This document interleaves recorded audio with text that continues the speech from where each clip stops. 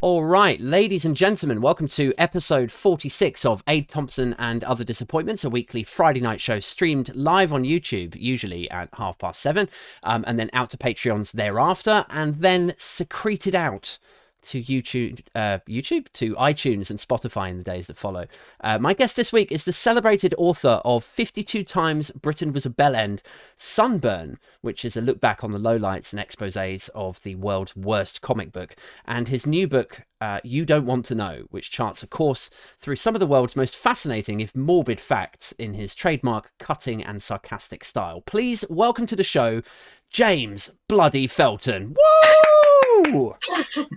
James. Fine intro, yeah. I've never been bigged up like that before. It's enjoyable. Well, I have a background in open mic comedy, so it's, you gotta do these things up. How are you, man? How's your week been? All right? Yeah, all good. Fairly typical week. Pretty dull. How about you? Yeah, not too bad. I don't know if I've mentioned this in a previous podcast, but I started a new job a couple of months ago, and it's always this sort of, when you're starting a new team and a new company and you're not quite sure if you can let the craziness out yet, if you can really be you, and am I doing well? And so there's this I've got the fear there where I'm like, is everything going okay? And I've got this when you start somewhere and you've got a probation period, I've got my probation review coming up in 10 days. So I appear sort of quietly confident right now, but actually I'm shitting my tits. You gotta let out the crazy immediately after the review. Yeah. Yeah, there should be a meme for that, where, this whole time, the 3 months of your probation period, you've been professional, contributing member of the team, and as soon as you're locked in on a permanent contract, it's oh, you thought that was me? No, that's not me. This is what you're stuck with. Yeah. So I suppose a good place to start really, in terms of why bring James Felton on as a guest, right? So I first became aware of you. I saw a tweet of yours, must be a couple of years ago now, in response to I think it was a Vote Leave or a Leave HQ tweet, and it was the Leave HQ tweet was something along the lines of what, I'm falling out of love with Brexit, and I won't be held responsible for the mess that it's become, and frankly Remainers have to take some responsibility. They were trying to sort of offload the responsibility for the chaos that is Brexit. And I remember you tweeted back to this account saying big, which one of you cowards shit my pants energy. Yeah, that sounds like me. And I was it's one of the every now and then you get one of these tweets where you read it and you're the chef's kiss. It's whoa, beautiful. So that was how I first became aware of you, was via Twitter, and then I noticed that you had garnered quite a following, and then from there on I realized that you'd written these books, and but I'm not really aware of what your background was, if you had gotten into comedy writing, or if it was the radio comedy came first, or was it the books. And so I guess this is a really long way of me saying, can you give us a bit of an intro, where you've come from? Cool. Yeah. I think that's how everyone's route to finding me is me writing about shitting pants, and then they find the rest of the stuff from there. But background, I was trying to be a comedy writer for many, many years, and did so I entered a competition for the BBC, which is just writing comedy. Right. From there, producer kind of let me write on her shows whenever I begged, and so I did that for years, but nothing really took off.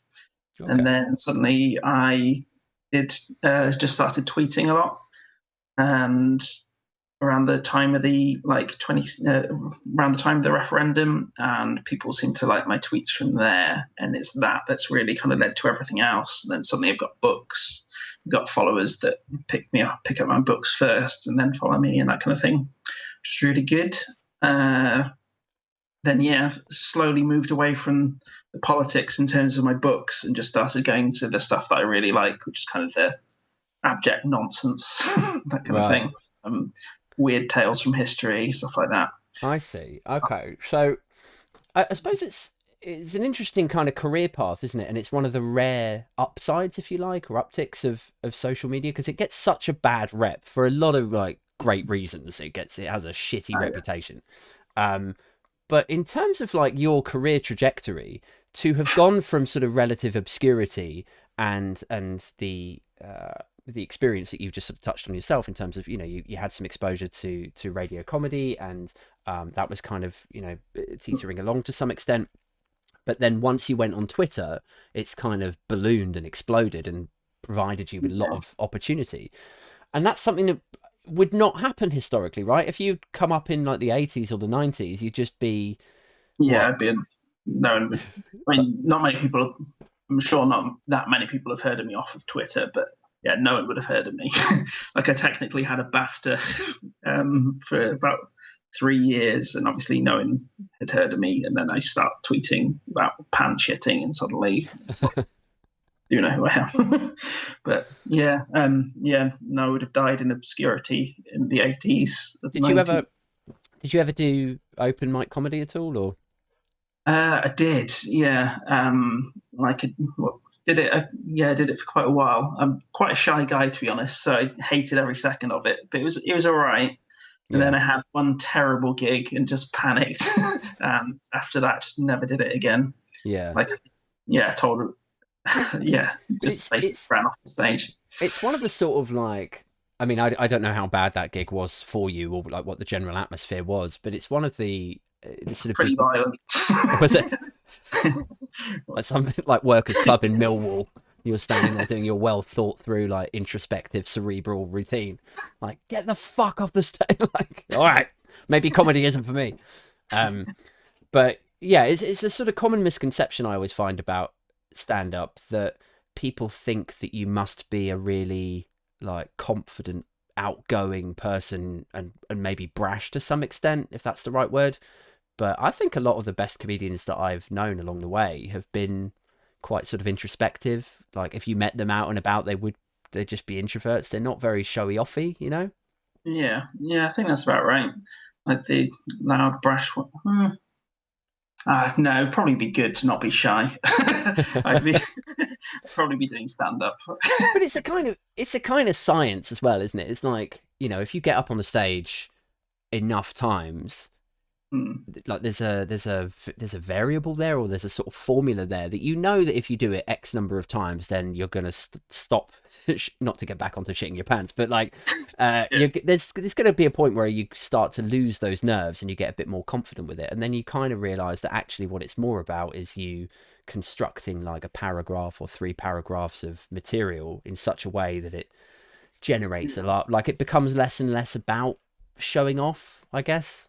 Yeah, that sounds probably true. It's pushing through to that stage that is just horrible. Yeah.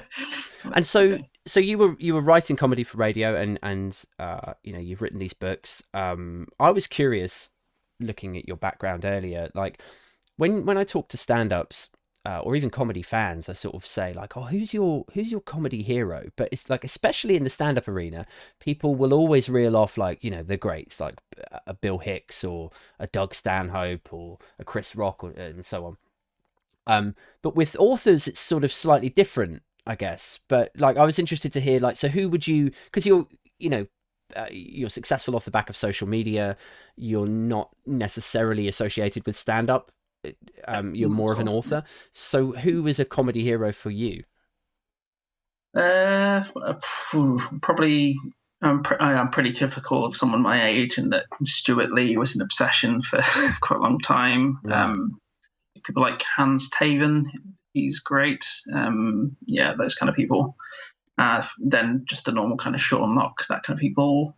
And then for writing, there isn't really that many people that write in the kind of style that I do, or at least about kind of making jokes about history. So that's kind of a weird new thing that I'm doing. Although I guess you could say like horrible histories, like, but with the word, the F word and stuff like that. Deciding whether to swear then. Is it like a strategic decision to move away from the politics and go into an area that because politics can be quite divisive, obviously. So Yeah.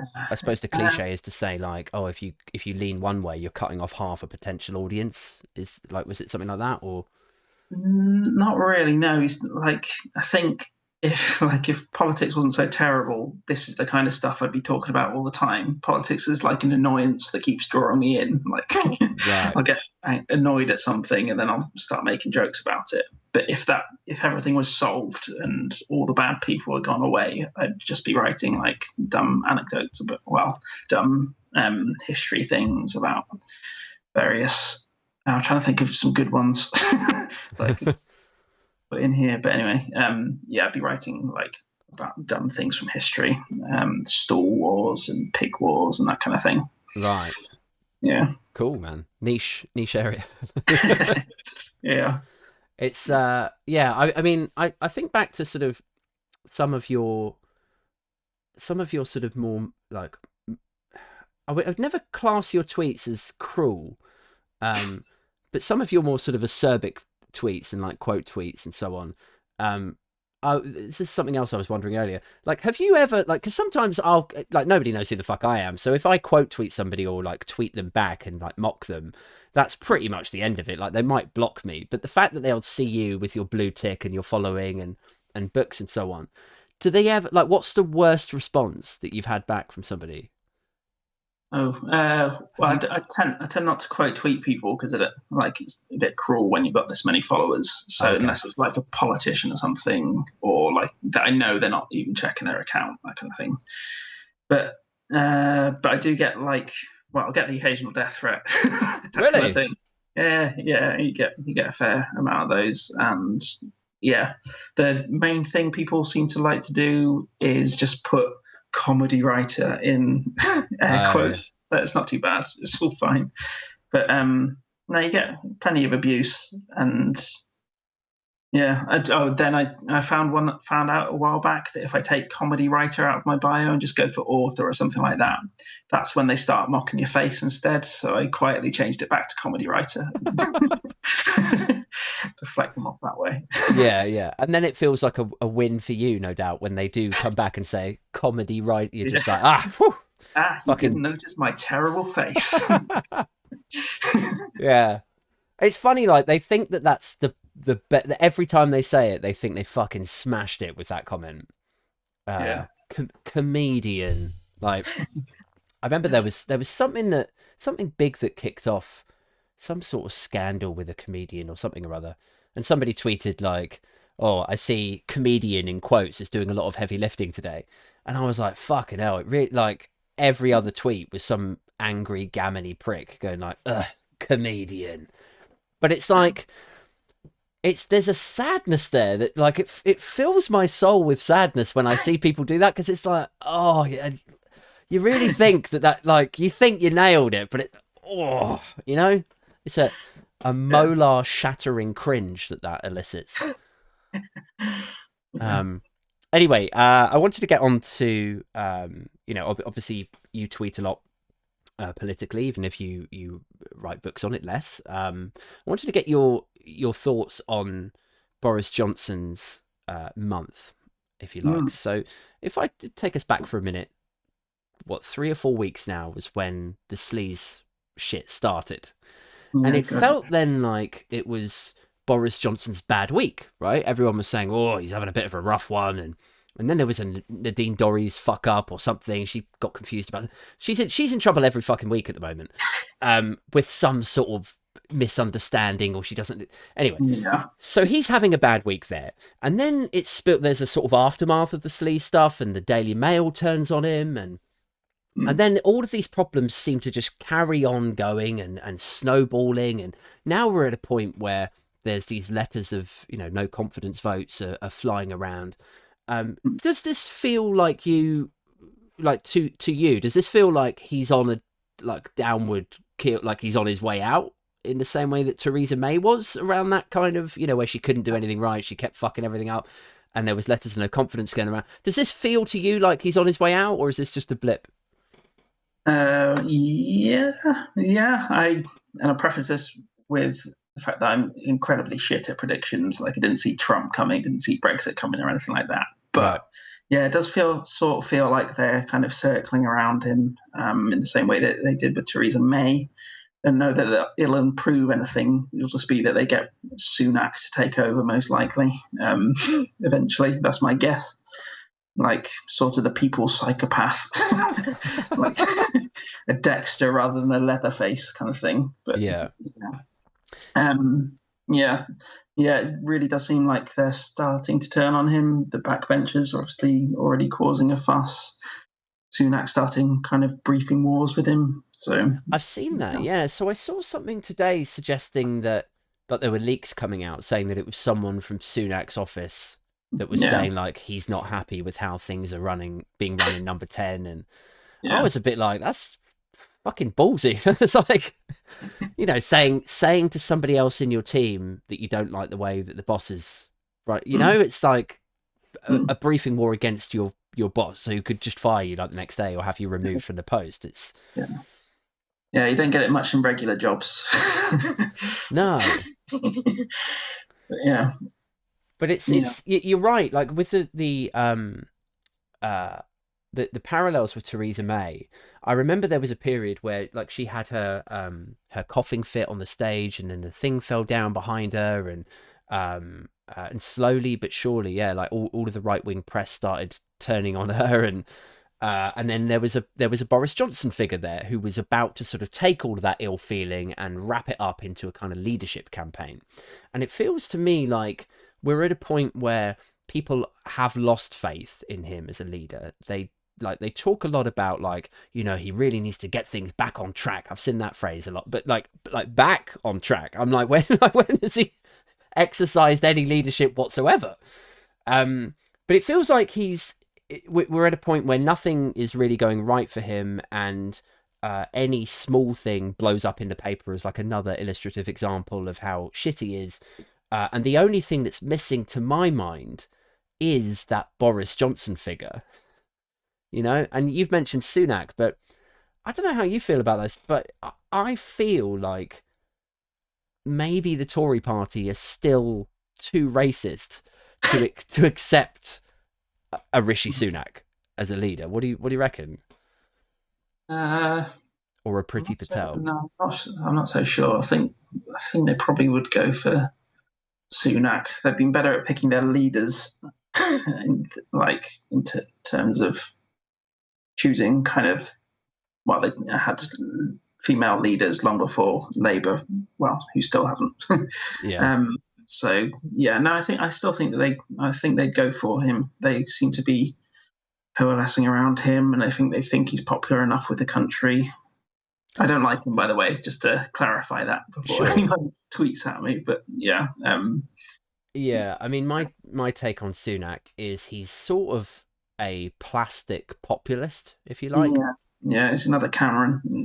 Yeah, he is another Cameron. You're right. You're bang on there. So he's in the same way that Cameron sort of caught a vague whiff of environmentalism and, you know, hug a hoodie and all, you know, sort of, what was it? Compassionate conservatism. Like that was the phrase around then. And then as soon as they got in office, there's that famous quote of him going like, "Yeah, bin the green shit." Like as soon as it was like, as soon as there was any expectation on him affecting change in any meaningful way in any of this shit, then it was like, yeah, no, fuck that. Like, and you're right. Like, so in a similar way, with the pandemic, with the furlough scheme, with the government loans to keep businesses afloat, all of these sort of arguably socialist policies to give out public money to keep people from basically fucking dying in the street.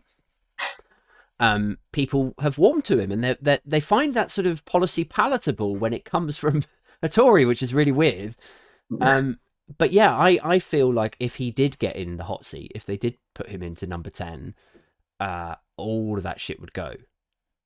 He would no longer be like, he doesn't dish out free money because he fucking loves dishing out free money, does it? Because it's an economic necessity. Yeah. His budgets have been just as terrible as all the previous ones. Yeah, I don't buy any of his like cuddly images of the public. But yeah, what was his? Didn't he do like a photo? Was there a photo set? or something he did. He seems to, yeah, he seems to have a photographer with him at all times. Like he, the one that really stuck with me was when he was doing that, like did a look back at the pandemic in a video, and it just going on about how great the pandemic was for him, kind of thing. It was a really odd tone. Got to Yeah, look it up. that's like when you expect a fucking junior aide in Whitehall, like somebody with some vague sense of self-awareness and real-world experience, should really like step in and go like, read the fucking room. People have died. Unbelievable. But they live on another planet. Like, I know it's a sort of cliche to wheel it out, but it's a cliche because it's true, because people say it a lot.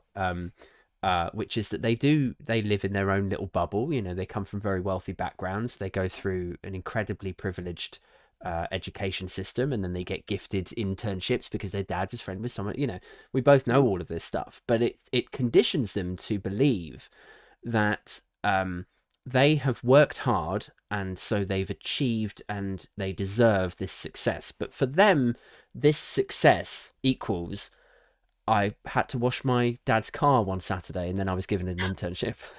So they've got it in their head. They're like, I washed the car and I got the internship. So I worked for this. Like, they have no understanding that there's other people out there who are fucking standing in a queue, freezing their tits off, waiting for a shit egg cress sandwich in a food bank. Like, why don't you just wash a car? Yeah. Here's my fear, right? Is you know that people portray Johnson as a sort of narcissistic, sociopath, psychopath kind of guy. Yeah. And I don't think that's baseless. I think there's fair evidence there that he may lack empathy. My fear is that when you have somebody like that in Number 10 or the White House, that when the buzzards, is it buzzards that are circling above, whatever the birds are, like when their number's up, basically, that they will tear the whole fucking place down rather than give it up gracefully. You know, like that's like Michael Douglas in Falling Down. Like when everything started to really, you know, hit home for him, when he was in debt or whatever the circumstances were in that film that led him to have that fucking breakdown and go out and murder people, he chose to go out and murder people rather than, like, you know, psychopaths don't sit there and go, oh well, I guess that's it. You know, and we saw it with Trump. You know, you see it in Falling Down.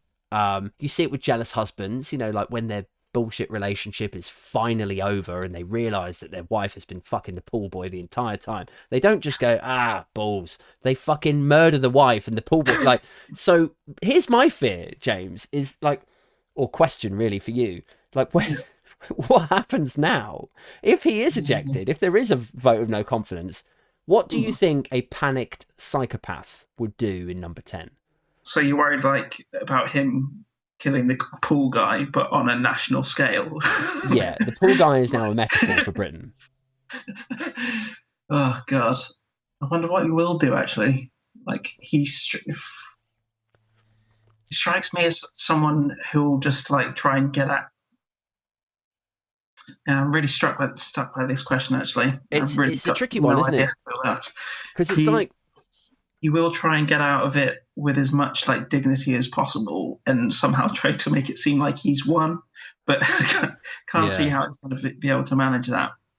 Yeah, I feel like it's hard to imagine with sort of forethought ahead of time how reckless he could be when his natural setting, like his natural demeanor, is the peak of fucking.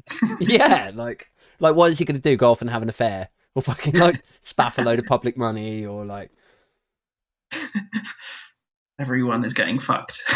Yeah, I've got a friend on a WhatsApp chat group, and he was saying yesterday, he was like, I've just got a feeling that Johnson will be gone soon, and probably by the end of next week at the latest.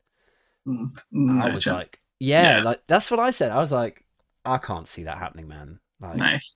Yeah, he's going to cling on as long as possible. Yeah.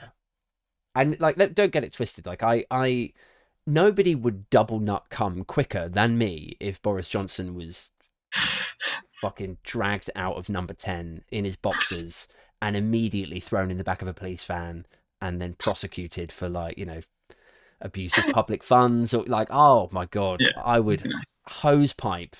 I would make my pants pregnant. But I don't think it's realistic. That's how they elect the new Boris Johnson. You realise? Yeah, I can't see it happening. I think when I think back to Theresa May, I think it took, maybe you can correct me on this, I don't know, but I think it took 3 attempts, did it, to get rid of her? Yeah, there's definitely I remember lots of people. There's lots of talk about them sending in the letters.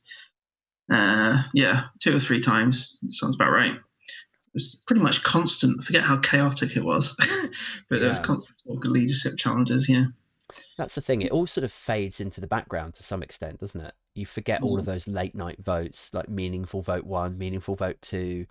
Yeah, deselecting Tory MPs when they got to the 2019 election.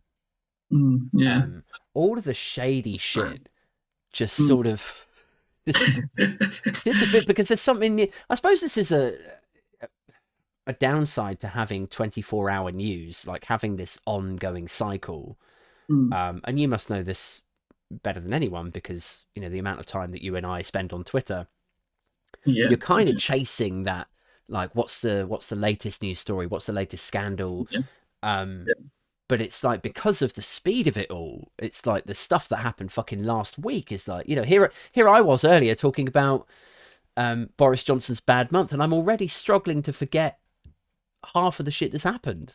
Yeah, same. Like, I mean, there's occasionally I'll be on Twitter and I'll think, oh, this is really interesting. That's a really good story, but I'm not going to tweet about it because it's an hour old.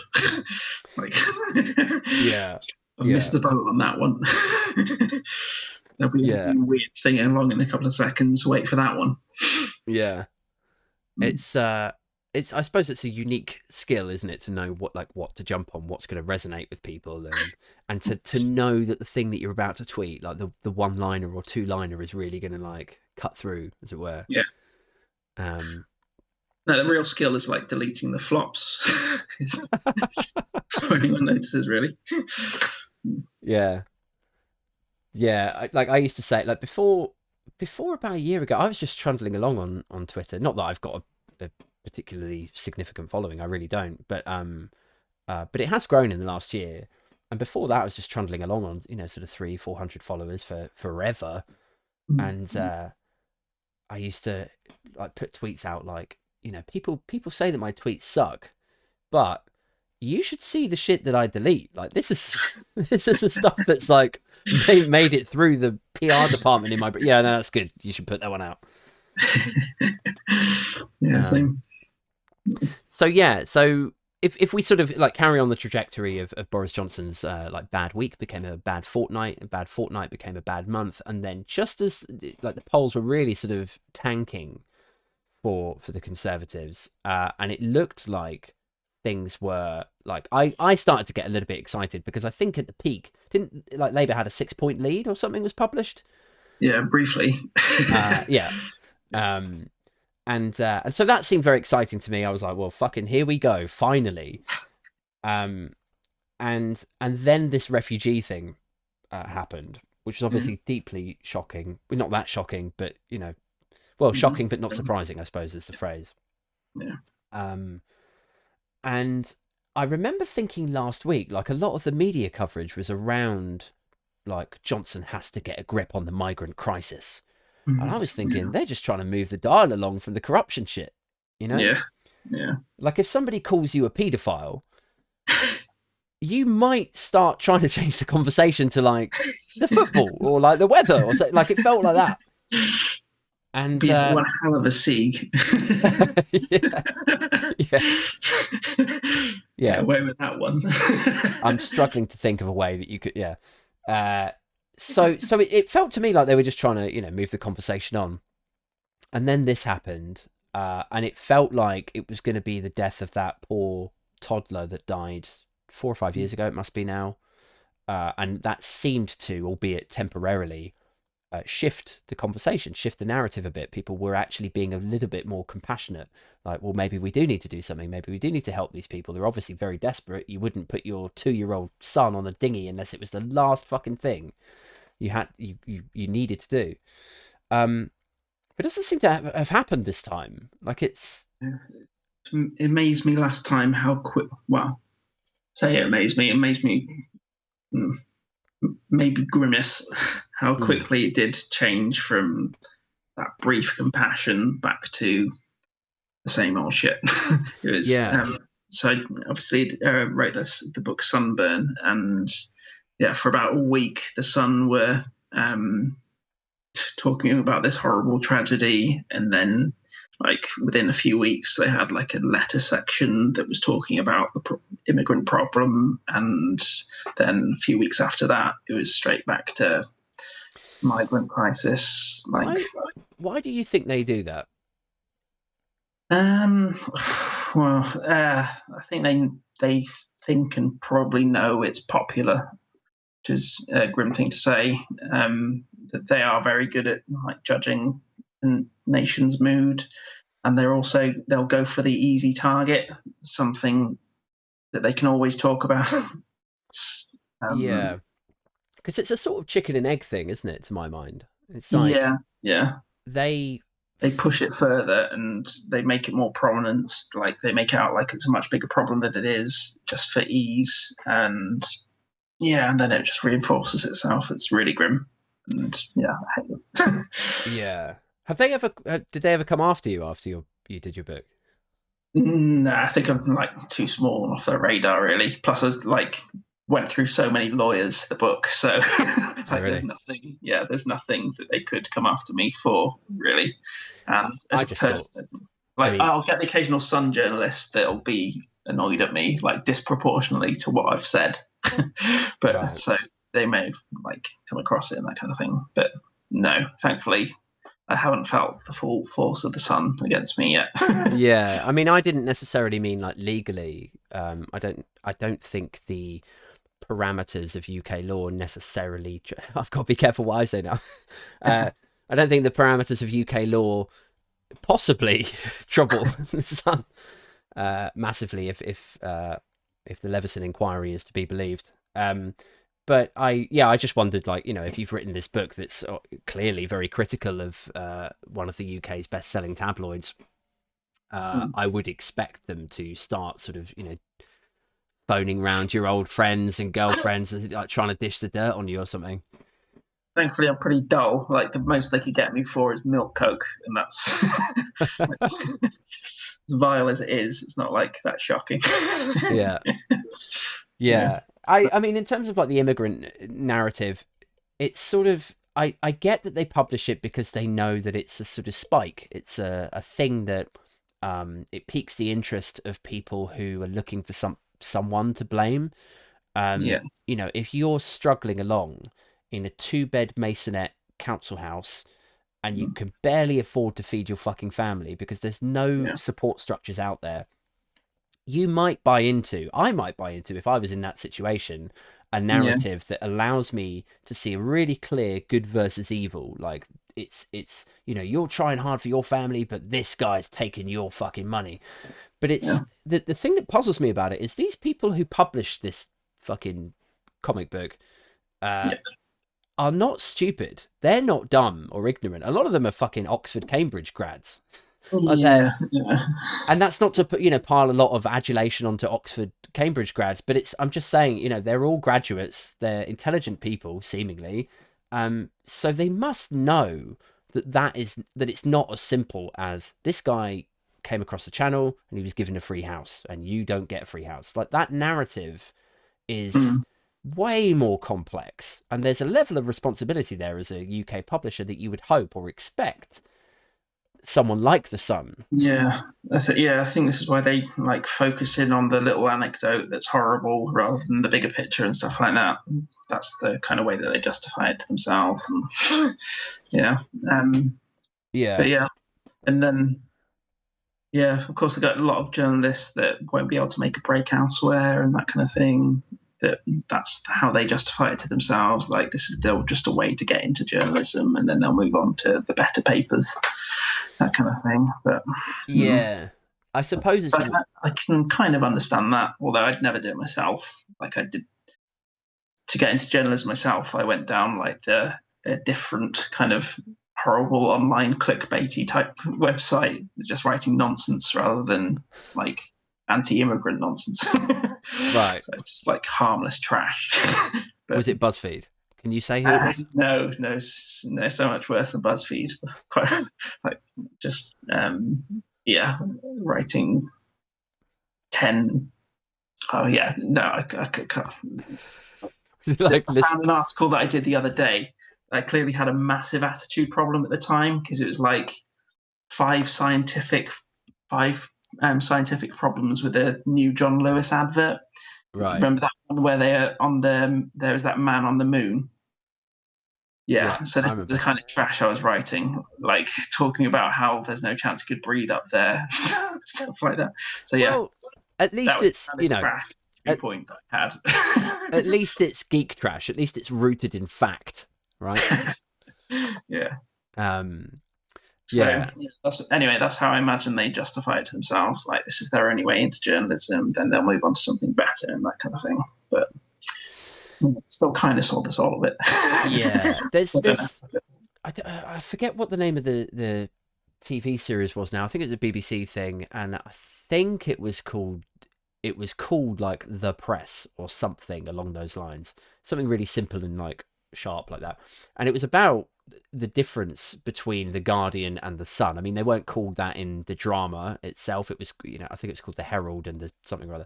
But it was clearly based on those two tabloids. And within this drama, there was a kid who really wanted to work at the Guardian, and through luck of the draw or a flip of a coin, he didn't get the job, and so then he went to go and work at the Sun. And I'm not suggesting for a second that that's always the case. I'm sure there's a lot of people who would love to work at the Sun, but I did think it was a really interesting scenario for them to dramatize that. And it's sort of obviously very similar to what you're saying. Like, a lot of these people, they do their English A level, they go and study journalism, or they go and do like English lit somewhere, and then they want to be a journalist, but they can't quite get in to the place that they would love to be writing like investigative shit. And so to pay the bills, and so they can still say, I'm a journalist, they end up working at the fucking Star, writing about some guy that's shoved. What was the big one the other week? The other week, it was like about 2 or 3 years ago. The guy saying that he was stuck in the Calais Dover lorry queues with like 1,500 inflatable asses or something. Went viral. My mates were like, "Oh, look at this guy! Imagine having that job, stuck in a lorry, and that's what you're doing." And I'm like, "It's not real. It's just fucking nonsense. What are you doing?" Honestly, I think I'd quite enjoy writing that kind of trash. It must be nice in a way if you're a certain kind of person, not to shit on people who have gone into that work, or well, maybe to shit on them a little bit, but like, there must be some level of stress relief to know that you're a journalist and you've studied hard to realize that you should get sources, and then back up your sources and try and get stats and then present it to the lawyers and make sure that it's okay to publish, and then fight. There's all of this shit. It must be such a stress relief to go like, I can write any fucking thing I like today. I'm going to talk about sex asses. Yeah. Oh, yeah. I want that job now. Yeah. Well, there's your next book idea. So yeah, let's move on a little bit. Another area of political contention, if you like, that I have, that I've explored perhaps in a couple of other episodes of this with other guests, has been this sort of slide into, and I feel ridiculous saying this, into fascism. I know how that sounds coming out of my mouth. Like, as soon as you say fascism, people go, "Oh, he's fucking hysterical." But there's, we know there's a lot of box ticking of fascism that's happened. So can we all just stop pretending that it's not what it clearly is basically my preface to this, right? If we look at all of these boxes that are being ticked. So freedom of movement gone, the health and care bill, privatization of health services, the criminalization of protest, 10-year sentences for journalists who embarrass the government.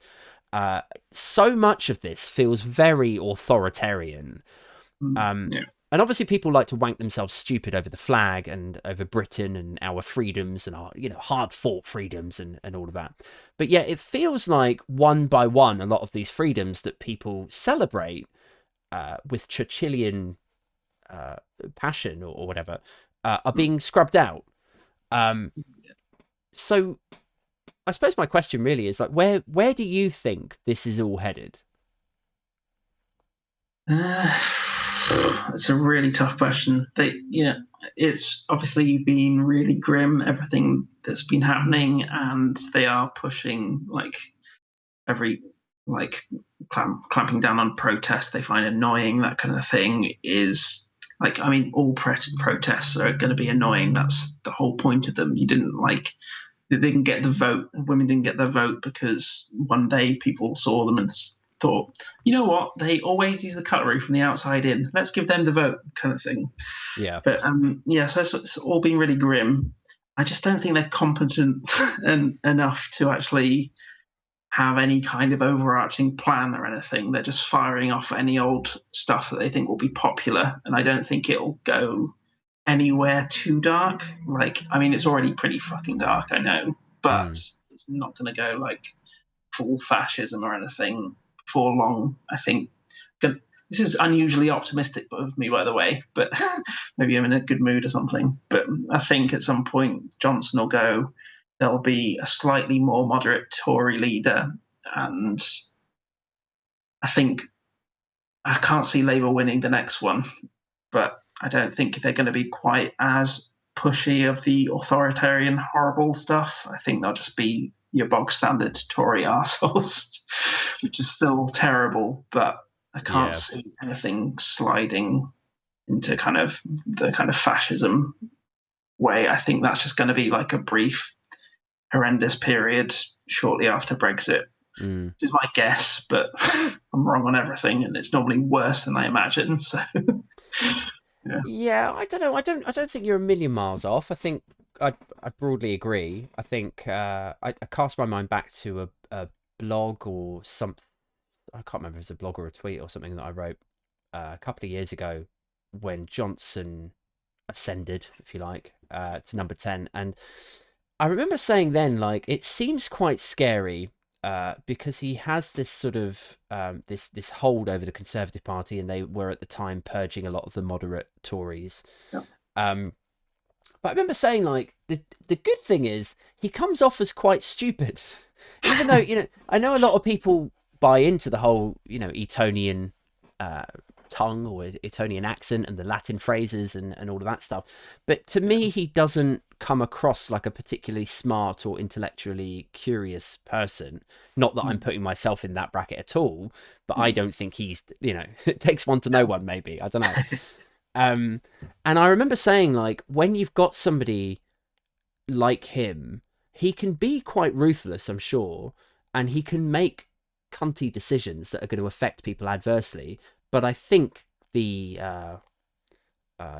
rose tints of it is that he will fuck up, that he's too stupid to do. If we had a really smart, malicious leader, a smart psychopath, then we'd really be in trouble. But he's a fucking idiot. And so it's proved. It's I don't want to say I predicted blah blah blah, but I could see from the outset that he wasn't the smartest guy in the room, and his conduct and the behaviour of his government over the last couple of years has kind of been a testament to that. He's every department that he manages, whether it's a health secretary getting in trouble for doing whatever it was that he was doing in that private office, or his home secretary and the bullying thing, or take your pick, fill in the blank of his whichever cabinet secretary of blah blah blah. They've all been in the shit, and he has absolutely no way of managing them. I think he seems like being a prime minister is a distraction from shagging, which is probably he's not got the commitment to full evil that other people would. So you have faith that the country might regain sanity at some stage? I don't know about that. I wouldn't get that far. But no, I think politics might gain a bit more sanity. Not that not that like what Sunak would offer would be any more sane, just kind of a bit less fascist. Yeah. That kind of thing. A bit less authoritarian. Do you think maybe, though, with the fascism stuff, is the genie out the bottle? Like, is this just where we are now? I think... And in that, I mean, you know, if you were a Sunak, if you were Brady at the head of the 1922 committee or whoever, and you were a decision maker, a real key player in the Tory apparatus, would you look at the last couple of years and go, fuck, we can get away with fucking anything? We just... Yeah, that's true. You know? Yeah, that's very true. God, and yeah.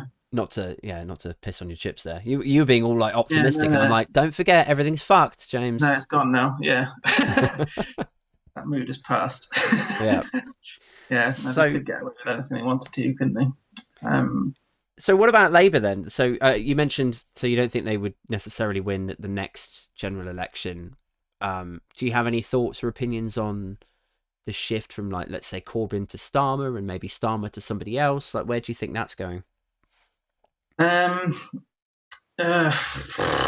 if I know where it's going. I can't see Starmer winning the next election. He's quite bland. Like, his strongest opinions seem to be when he's agreeing with the government. So yeah, I'm not very impressed, and I really think it's going to be him versus Sunak, and they're both such bland characters anyway. People will just look at the people already voting Tory anyway. They'll just look and see Sunak as a fresh start enough that they'll vote for him again, and vote the Tories again. Yeah, I think that's where I reckon it's going to go. Yeah, it's going to be really... my fear is that people will be sick of the Johnson administration, and we've sort of seen that in some of the home counties by-election results. People moving away. I saw some Vox Pops earlier, fucking Vox Pops on the BBC, where people are actually talking about how shit the government is. Amazing. Nice. And I thought, okay, well, you know, the mood is shifting. That's great. But I think, as you've alluded to, that people will interpret a new start, or, like, you know, a shift, or, you know, let's get rid of these guys. I don't think they will see that through the prism of let's get a Labour government in. I think they'll say, yeah, I'm glad they've got rid of Johnson. Anyway, now it's like you say, like a fresh start with Sunak. Yeah, completely new psychopath. Yeah. With all new crimes. This guy will, will fuck the country in a completely different manner. Yeah. I think he's, like, Sunak, I think, is, if you met him in a bar, or probably a country club, let's be real, if you met him socially, I think he'd be all right.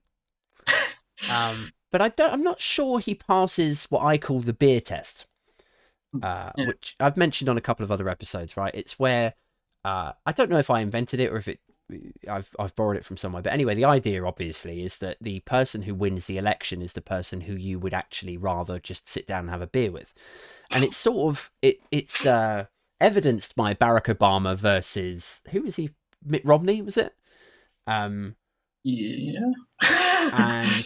and then you look at, like, Boris Johnson. I sense the novelty of, like, having a beer with someone called Mitt. I can get a bit of entertainment. There is that, but it's also like America's a really religious country still, and I don't think America was ready or will be ready anytime soon for a sort of Mormon president. I just don't think that was ever going to be a go.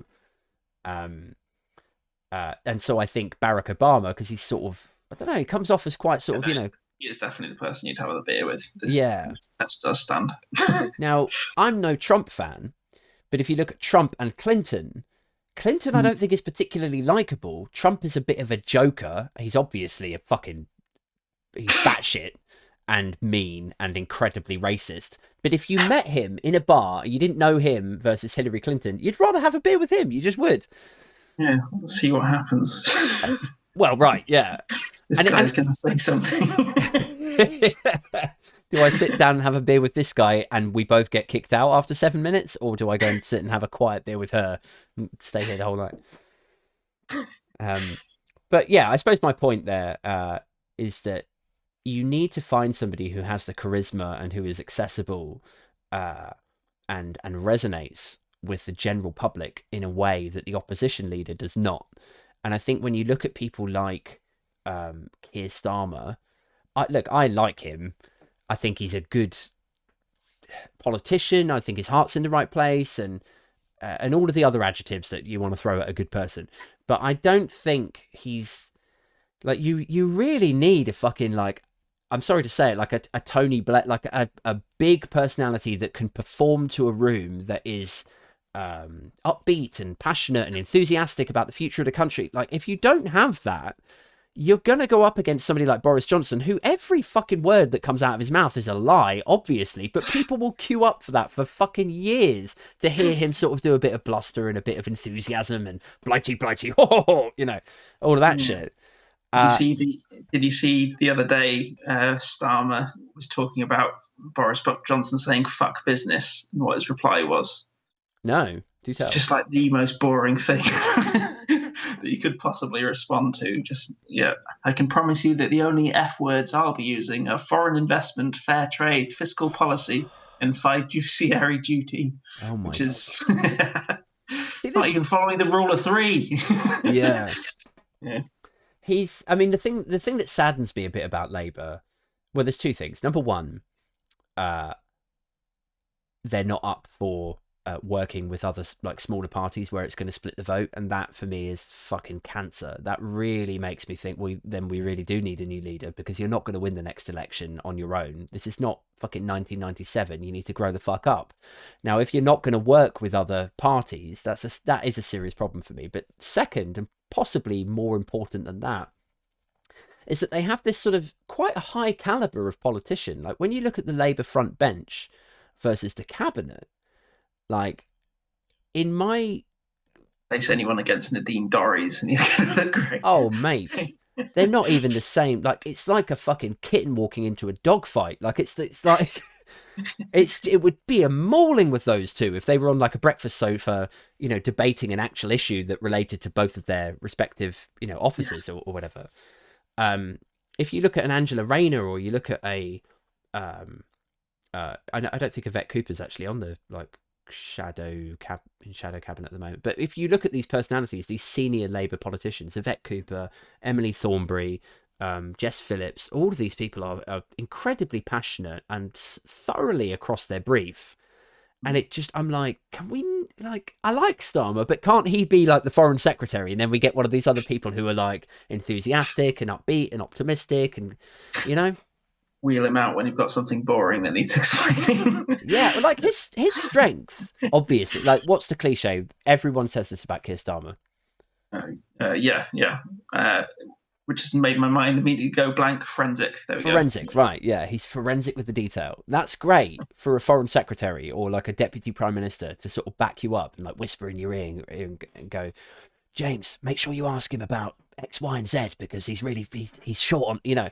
That's the person that's like a lawyer. That is a lawyer, someone that whispers in your ear, gives you the heads up. But for a leader of opposition to be debating across, you know, and shouting back at the speaker and shouting down, like, I'm just not sure Starmer is the best person in Labour to be doing that. But yeah, same. Yeah, I don't know. So I'm aware we've sort of got 4 or 5 minutes left of your time. So let's wrap up a little bit. Let's talk about what's next for you, James Felton. So you've got this book out. You don't want to know. Do you want to take us through it a little bit? Yeah, so it's basically a look back. Well, it's a look at weird stories from science and history and that kind of thing, just with my normal kind of horrible history style tone, but for adults. So it just kind of goes through. If you're some kind of pervert that likes really horrible like history stuff, you're gonna enjoy it. It's like there's plenty of. Could you give us an example? I don't want you to dish out the spoilers for your whole book, but I saw something on Amazon earlier about like the history of the chainsaw, how the chainsaw was invented or something. So chainsaw was originally invented for childbirth, which is just the grimmest facts that stumbled across whilst researching. Well, I found much grimmer stuff, but it was a grim one. So is there anything that was so grim that you were like, I can't fucking put that in the book? Oh god, there's grim stuff so grim I had to destroy my hard drive. Nothing that bad, but there's plenty of really grim stuff in there. Fun one that I did a thread about the other day that went quite viral was about John Hunter. I don't know if you heard of him. He is kind of a medical researcher. He did some really good medical science, but he also set back STD science by many, many years when he got this. He believed that gonorrhea and syphilis were the same two forms of the same disease. Gonorrhea goes on to become syphilis. Right. So he decided that in order to test this, he needed to get either someone or himself infected with gonorrhea and then see if it turns into syphilis. Right. So there's two versions of this. I think the most likely one is it was on someone else, but there's also a version of history that says he made cuts in his own penis and then got the yellow discharge from someone else's gonorrhea and smeared it into his own penis. And so he went on to get gonorrhea, and then he went on to get syphilis. So he was absolutely ecstatic with this because he thought, I've proved it. But it turned out that the guy he'd taken the discharge from was infected with both. So all he'd done was rub syphilis into his penis for no reason whatsoever. And then for the next 50 years, people thought this was fact, and they were freezing off gonorrhea sores with mercury, thinking that they were helping the prevention of syphilis, that kind of thing, when all they were doing was damaging the penis of someone who was already in quite a lot of trouble. Just 100 years of damaged penises. Fuck. I completely panicked when you asked the question because I'm already I've got another secret project that's coming up in December, and I'm meant to be plugging that. But I'm not sure if I'm allowed to talk about it now that I think about it. So you can dish it out if you like, but I will respect your. Can I do a teaser and say there's a project coming in December? Look out for that kind of thing. I'll consider myself teased for sure. So just to be crystal clear, if I've had gonorrhea, I haven't taken care of the syphilis. No, it won't turn into syphilis if you just got the gonorrhea. You're good. Right. Okay. Yeah. All right. I'm glad we cleared that up. Don't need to breathe penis. Don't need to damage it. All right, man. Thank you so much. My guest tonight, James Felton. You can follow him on Twitter at James M. Felton. Is that right? Jim M. Felton. James was taken. There we go. Jim M. Felton. And do check out his books, SunBurn and 52 Times Britain Was a Bellend, and his latest book, You Don't Want to Know. And look out for his secret project coming out in December. And I will be back next week with another guest. Don't forget to pop onto the Patreon for early exclusive access to all of the podcast episodes that go on there first. There's also an audiobook on there, which I'm releasing every Tuesday. Week by week, there's another chapter. And I will catch up with you guys soon. Thank you so much. Ciao for now. Bye-bye. Bye.